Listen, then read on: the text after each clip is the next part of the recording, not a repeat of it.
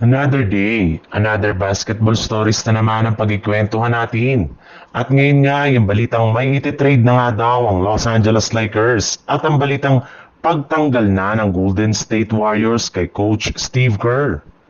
Matapos nga ang panalo ng Los Angeles Lakers kahapon laban sa Phoenix Suns, ay magkakaroon ulit nga ang kanilang team ng 3 araw na bakasyon bago ang kanilang next game laban sa Utah Jazz. Magagamit ulit nga nila ito para makapagpahinga at makarecover ang kanilang mga players mula sa kanilang injury.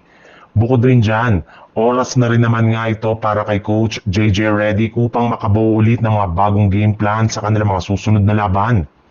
Naging epektibo rin naman nga kahit papano ang bagong estratehiya na ginagamit ito kahapon laban sa Phoenix Suns. Kagaya na lang ng paggamit niya ng sabay kina Marcus Smart at Jared Vanderbilt sa kanilang rotation.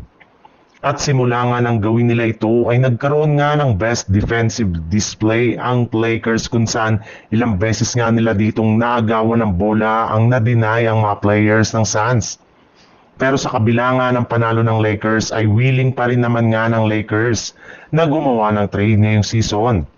In fact, sa pagpatak nga ng December 15 ay may ilang mga players na nga sila na pwedeng i-trade katulad na lang ni Rui Hachimura, Austin Reeves, Jared Vanderbilt, Gabe Vincent, Maxi Kleber, DeAndre Ayton, Jake LaRavia, Marcus Smart, Dalton Kenick, Jackson Hayes, Bronny James, Ado Tiero. Subalit, ayon sa isang analyst, sa mga nabanggit nga nating players ay sina Dalton Kenick, Gabe Vincent, Max Kleber, at ilan sa kanilang mga draft pick ang willing sila na i-trade ngayong season.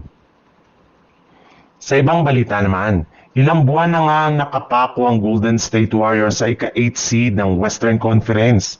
Hindi pa rin nga sila makaalis dito at makaangat sa standing kahit anumang klaseng adjustment ang kanilang gawin sa kanilang lineup at kahit man bumalik dito ang kanilang superstar na si Stephen Curry.